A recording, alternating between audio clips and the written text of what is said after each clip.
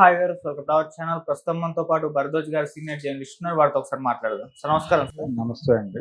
Sir, pastor Praveen పగడాల గారి మృతి పైన చాలా మంది అనేక రకాల అనుమానాలు వ్యక్తం చేస్తూ కొన్ని నరేషన్ స్టోరీస్ ని కూడా బయటకు రిలీజ్ చేస్తున్నారు. అంటే ఈ యాంగిల్ ఉండొచ్చా, ఈ యాంగిల్ ఉండొచ్చా అన్నట్టుగా.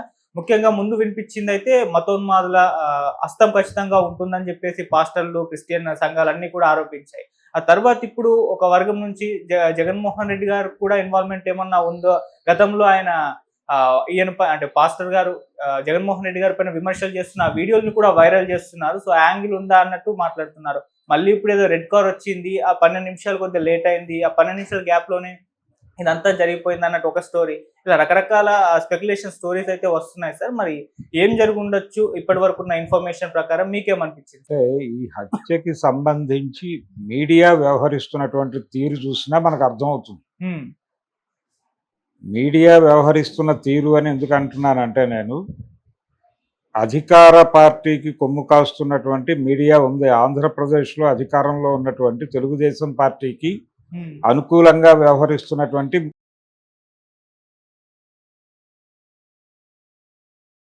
తదితర ఛానల్స్, పేపర్లు ఇవన్నీ కూడా ఇది హత్య అని చెప్పడానికి బలంగా ప్రయత్నం చేస్తూనే, ఒకవేళ అంటే ఇది యాక్సిడెంటే, ఇది ప్రమాదవశాత్తు సంభవించిన యాక్సిడెంటే అనే విషయాన్ని బలంగా చెబుతూ, ఆ సందర్భంగానే ఒకవేళ హత్య అనుకుంటే ఇది ఎవరు చేసి ఉండొచ్చు అన్న దిశగా ఈయన గతంలో చాలామంది మీద విమర్శలు చేశాడు. ఆ విమర్శ చేసిన వాళ్ళలో జగన్మోహన్ రెడ్డి పార్టీ కూడా ఉంది అని వాటిని తవ్వి తీసి, వాటిని ఎడిట్ చేసి మార్కెట్లో పెట్టే ప్రయత్నం చేస్తున్నారు. ఇది చూసినా, అలాగే కౌంటర్ పార్ట్ ఉండాలి కదా. పోనీ ఆంధ్రప్రదేశ్లో అధికార పార్టీ మీడియా ఇలా వ్యవహరిస్తోంది, ఓకే. మరి ప్రతిపక్ష పార్టీకి చెందిన మీడియా ఏం చేస్తోంది? సాక్షిలో కూడా దీనికి సంబంధించిన వార్తలు ఏమొస్తున్నాయి? వాళ్ళు ఎలా ప్రొజెక్ట్ చేస్తున్నారు దీన్ని అంటే, వాళ్ళు కూడా గోడ మీద పిల్లి వాటంగానే ప్రొజెక్ట్ చేస్తున్నారు తప్ప ఒక జెన్యూన్ ఇన్వెస్టిగేషన్ కనిపించటం లేదు. ఎందుకు కనిపించటం లేదు? ఎందుకు గోడ మీద పిల్లిగా వాళ్ళు మారారు? వీళ్ళు ఎందుకు పూర్తి స్థాయిలో బుల్డోజ్ చేసుకుంటూ వెడుతున్నారు? ఈ బుల్డోజ్ చేయటాన్ని ఖండించే ప్రయత్నం కూడా వాళ్ళు చేయట్లా.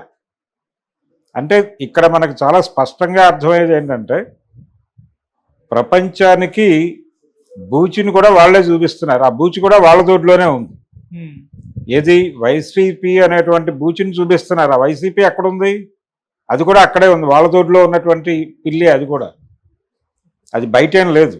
బయట ఉందని మనం అనుకుంటున్నాం, కానీ అది కూడా ఎన్డీఏ కాంపౌండ్ పిల్లే. కాబట్టి ఈ నేరేటివ్స్ వేటిని కూడా నమ్మటానికి అవకాశం లేదు. ఎవరైతే ఇప్పుడు హత్య చేయటానికి ఎవరికైతే అవకాశం ఉందో, ఎవరికైతే అవసరం ఉందో, ఎవరైతే హత్య చేసుంటారో వాళ్ళ చేతుల్లో ఉన్నదే ఈ డ్రామా అంతా. వాళ్ళని నేరస్తులు అనగలరు, రేపొద్దున వాళ్ళని అరెస్టు చేయకుండాను ఉండగలరు. మీరు ఎందుకు అరెస్ట్ చేయాలి? మరి ఈ అభిప్రాయం ఉన్నప్పుడు ఇమ్మీడియట్గా అరెస్ట్ చేయాలి కదా ఎవరో ఒకరిని. అట్నుంచి ఆ లోకల్ వైసీపీ బ్యాచ్ని తీసుకెళ్ళి ఏమైనా క్వశ్చన్ చేశారా? అటువంటివి ఏం జరగలేదుగా, జరగవు. జస్ట్ జనాల్ని కన్ఫ్యూజ్ చేయడం కోసం చేసిన డ్రామా అది. వైసీపీ ఎందుకు ఖండించడం లేదు? ఎందుకు సీరియస్గా కౌంటర్ చేయటం లేదు? కౌంటర్ చేయదు కూడా. చేయకపోవడానికి కారణం అది కూడా అక్కడ ఆ కాంపౌండ్లోనే ఉండటం వల్ల. ఆ కాంపౌండ్ బద్దలు కొట్టుకుని బయటకు వస్తే గొడవ వేరు, బయటకు రాలా. కానీ ఇక్కడ ప్రొజెక్ట్ చేయడానికి ఒక అద్భుతమైన కోణం ఒకటి దొరికింది. కాంగ్రెస్ పార్టీ ఇప్పటిదాకా మాట్లాడలేదు. షర్మిల గారు రోడ్డు ఎక్కల, ట్వీట్ చేస్తారు అంతే. అవి ట్వీట్ చేశారు తప్ప రోడ్డు మీదకి రావాలి కదా ఇమ్మీడియట్గా. హర్ష్ కుమార్ వచ్చాడు. హర్ష్ కుమార్ వచ్చి కూర్చున్నాడు. ఇక్కడ అగ్నిగుండం సృష్టిస్తామన్నాడు, కానీ అదేం కనిపించట్లేదు నాకు. ఆయన చెప్పాడు. వెరీ ఫస్ట్ డే వచ్చి ఆయన చాలా పెద్ద గంభీరమైన ప్రకటనలు చేశాడు. షర్మిల గారు ఇమ్మీడియట్గా అక్కడ హాజరవ్వాలి కదా. ఎందుకంటే గతంలో ఆవిడ మణిపూర్ సంఘటనల్ని ప్రస్తావిస్తూ, మణిపూర్లో క్రైస్తవుల హననం జరుగుతుంటే జగన్మోహన్ రెడ్డి ఎందుకు నోరు విప్పడు అంది ఆవిడ. మరి ఇక్కడ జరిగినటువంటి పాస్టర్ హత్య గురించి ఎందుకు ఆవిడ రోడ్డు మీదకి వచ్చి గొడవ చేయాలి కదా? ఎందుకు చేయట్లా? ఎవడూ మాట్లాడలేదు. కేవలం అదేదో క్రిస్టియన్ సమాజానికి సంబంధించిన వ్యవహారం, ఆ సమూహం తాలూకా వ్యక్తిగత సమస్యలాగా తయారు చేసి మధ్యలో వైసీపీ మీద ఒక 4 మాటలు చెప్పేస్తే వాళ్ళు కూడా ఏమీ అనని పరిస్థితి ఉంది కాబట్టి, వాళ్ళని కంట్రోల్ చేయటం కూడా ఈజీ కాబట్టి ఒక మాట అటేస్తే సరిపోతుంది అన్నట్టుగా వ్యవహరిస్తున్నాయి. ఏది అధికార కూటమిలో ఉన్నటువంటి పార్టీలు. జనసేన ఏం మాట్లాడింది దీని మీద? ఇప్పటిదాకా ఏమైనా సీరియస్గా ఒక ప్రోబ్కి వెళ్తూ మాట్లాడారా? కనీసం హోంమంత్రి గారు ఒక మాట చెప్పారు. ఆవిడ చాలా కాన్షియస్గా దయచేసి దీనికి మతం రంగు పూయకండి అని ఒక విజ్ఞప్తి చేశారు. ఆవిడ హోంమంత్రి ఏం మాట్లాడాలో అదే మాట్లాడింది ఆవిడ. దీన్ని మతపు రంగు పూయకండి, దీన్ని మతపు కోణంలో చూడకండి, ఒక హత్య జరిగిందిగా మాత్రమే చూడండి. ఆ హత్య ఎవరు చేశారు, ఒకవేళ హత్య అయి ఉంటే అది యాక్సిడెంట్ అనేటువంటి అభిప్రాయం కూడా ఉంది. అది యాక్సిడెంటా హత్య అనేటువంటిది త్వరితగతిన నివృత్తి చేయడానికి కొవ్వూరు డిఎస్పితో ఒక కూటమి ఏదో ఏర్పాటు చేసాం. అక్కడ ఒక అదేంటి సిట్టు ఏర్పాటు చేసాం. ఆ సిట్టు దర్యాప్తు చేసి ఒక నివేదిక ఇచ్చిన తర్వాత ఎవరు ఏమిటి అనేది తేలిపోతుంది. దాన్ని బట్టి ఎవరైనా సరే, ఎంతటి వారైనా సరే మేము తప్పనిసరిగా వాళ్ళని కస్టడీలోకి తీసుకుంటామని ఆవిడ గంభీరంగా చెప్పారు. బాగానే ఉంది. అయితే ఈ సీసీటీవీ ఫుటేజ్ కూడా మీడియా ముందు ప్రదర్శించారు. అందులో ఏ విధమైనటువంటి స్పష్టత లేదు ఆ సీసీ ఫుటేజ్లో. అయితే అతని తలకి గాయమైందా అనేది, తలకి బలమైన గాయం ఉంది అనేది ఒకటి ఎస్టాబ్లిష్ అయిన ఫ్యాక్ట్. హెల్మెట్ ఉంది, అక్కడ పడున్నటువంటి కర్రలకి నెత్తురు ఉంది.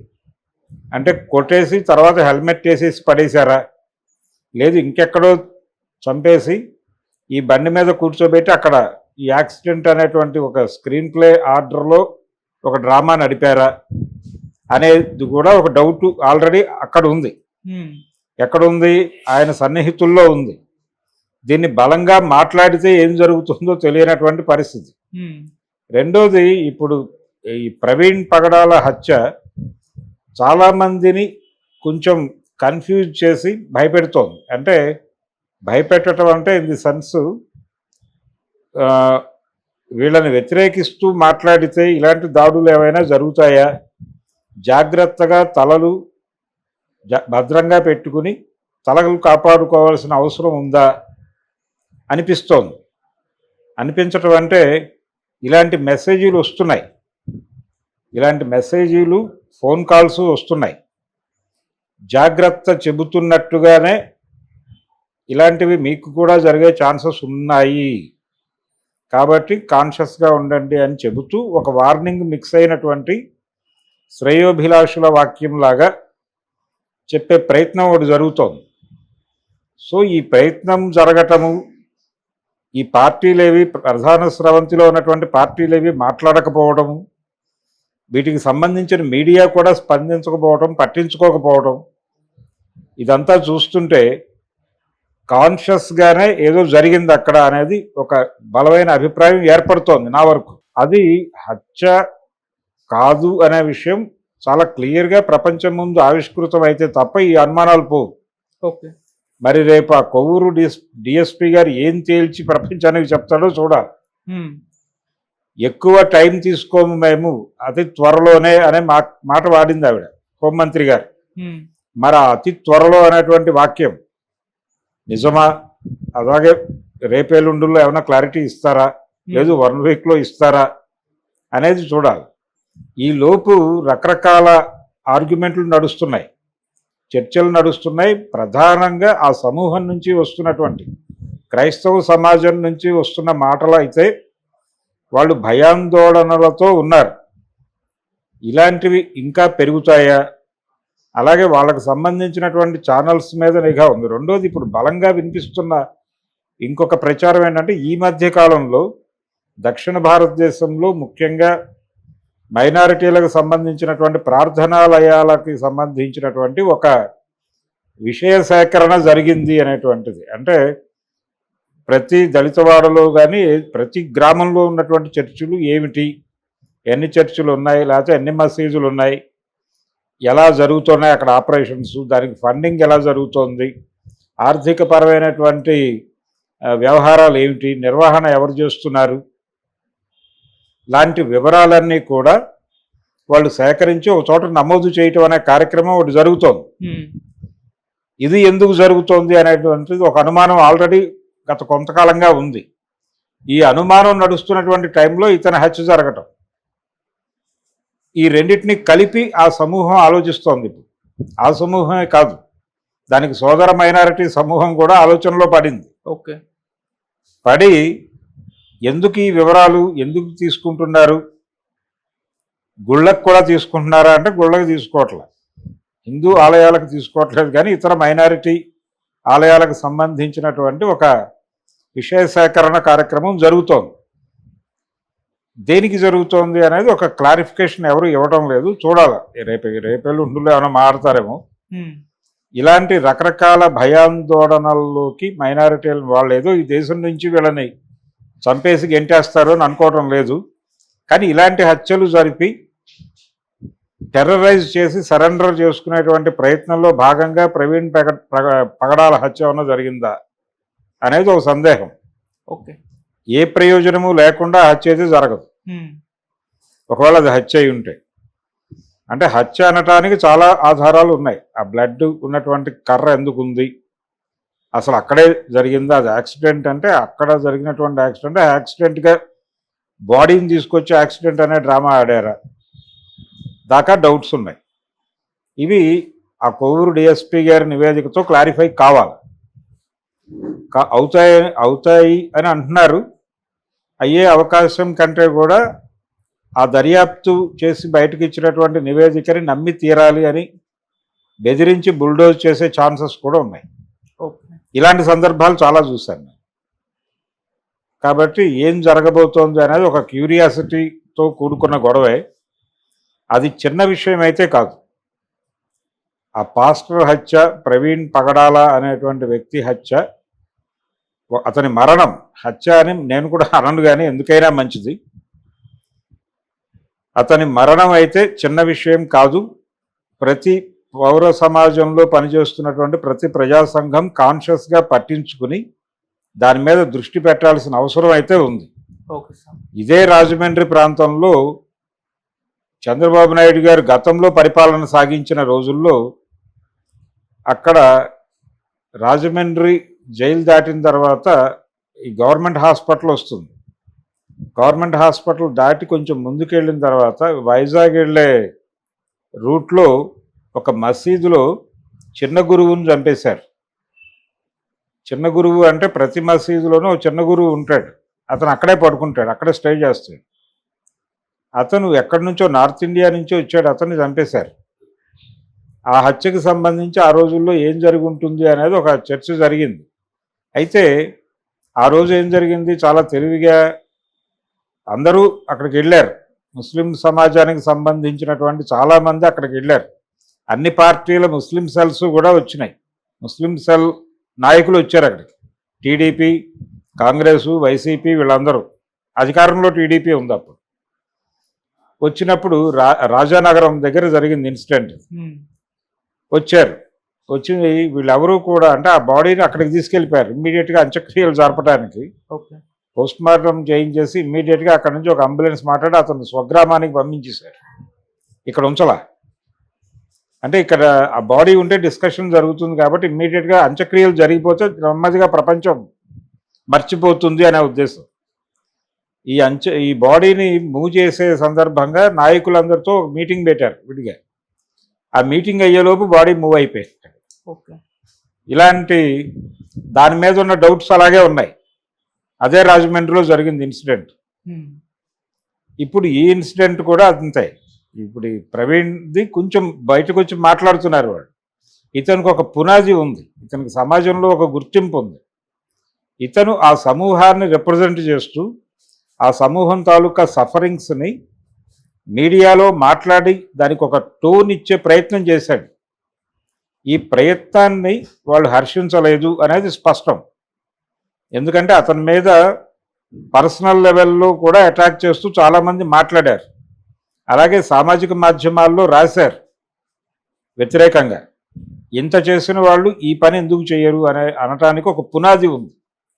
అక్కడ మసీదులో చిన్న గురువుని చంపిన సందర్భంగా ఏ రకమైన ఎస్టాబ్లిష్మెంట్ లేదు కాబట్టి అది ఈజీ అయింది వాళ్ళకి కంట్రోల్ చేయటం. అది మేబీ ఇంకేదైనా కారణాలతో కూడా జరిగి ఉండొచ్చు, కానీ అది అన్సాల్వ్డ్ మిస్టరీనే అవును.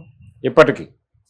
సో ఇది కొంత ప్రోబ్ అవటానికి ఇప్పుడు హోంమంత్రి గారు మీడియా ముందుకు వచ్చి మేము దర్యాప్తు చేస్తున్నాము, దానికి ఒక ప్రత్యేక బృందాన్ని ఏర్పాటు చేస్తున్నాం, ఇవన్నీ చెప్పడానికి కారణం ఏంటంటే దీని మీద కొంచెం ఆలోచించేటువంటి సెక్షన్స్ ఉన్నాయి. రెండోది న్యూట్రల్స్ కూడా ఆలోచిస్తున్నారు. అతని వీడియోస్ ఉన్నాయి ప్రస్తుతం, అతను ఏం ఆలోచించేవాడు ఎలా మాట్లాడేవాడు అని చూడటానికి ఆ వీడియోస్ అన్నీ రిఫర్ చేస్తున్నారు. అతనికి కౌంటర్ ఆర్గ్యుమెంట్లు చేసిన వాళ్ళు ఏం మాట్లాడారు, ఏ ధోరణిలో మాట్లాడారు అనేది కూడా న్యూట్రల్స్ అబ్జర్వ్ చేస్తున్నారు. న్యూట్రల్స్ అంటే తటస్థంగా ఉన్నటువంటి హిందూ సమాజమే. అది మళ్ళీ దీనితో ప్రేరణ పొంది ఈ దుర్మార్గం జరుగుతోంది అని కనుక ఐడెంటిఫై అయ్యి నెమ్మదిగా వెనక్కి జరిగితే వాళ్ళకి ప్రమాదం.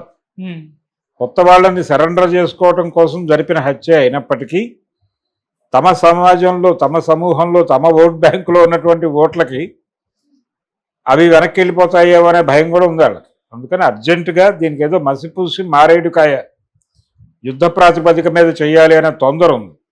ఆ తొందరనే ఆవిడ మాట్లాడారు హోంమంత్రి గారు. ఓకే. కాబట్టి ఎలా ఏం జరుగుతుంది అనే దానిలో రకరకాల డౌట్స్ అయితే ఉన్నాయి. ఈ డౌట్స్ ఎప్పుడు క్లారిఫై అవుతాయో తెలియదు. చాలా కాన్షియస్గా ఏ రాజకీయ పార్టీ కూడా మాట్లాడట్లేదు. కేవలం క్రైస్తవ సమాజము, పాస్టర్లు తప్ప ఎవరూ మాట్లాడట్లేదు. ఇది అదే కోణంలో దీన్ని అణిచివేసి ఈ సమస్యని చంపేసే ప్రయత్నం కూడా జరగచ్చు. అది జరుగుతోంది, ఆల్రెడీ ఆ ప్రయత్నం జరుగుతోంది. అందుకని ప్రస్తుతం పరిస్థితి అంత బెటర్గా అయితే లేదు. భయాందోళనలు కలిగించే విధంగా ఆంధ్రప్రదేశ్లో పరిస్థితులు ఉన్నాయనేది వాస్తవం. దీన్ని కొంచెం పౌర సమాజం గట్టిగా పట్టించుకుని ఆ వైపుగా దృష్టి పెట్టి ఎవరో చెప్పింది వినకుండా ఎవరికి వారు సొంత జ్ఞానంతో అక్కడికి వెళ్ళి ఏం జరిగిందో తెలుసుకుని, అలాగే తమ అంటే పంచేంద్రియాలు అంటాం మనం, జ్ఞానం వాటి నుంచే పొందుతాం. ఆ పంచేంద్రియాల మీద ఇంకొకరి ఇన్ఫ్లుయెన్స్ లేకుండా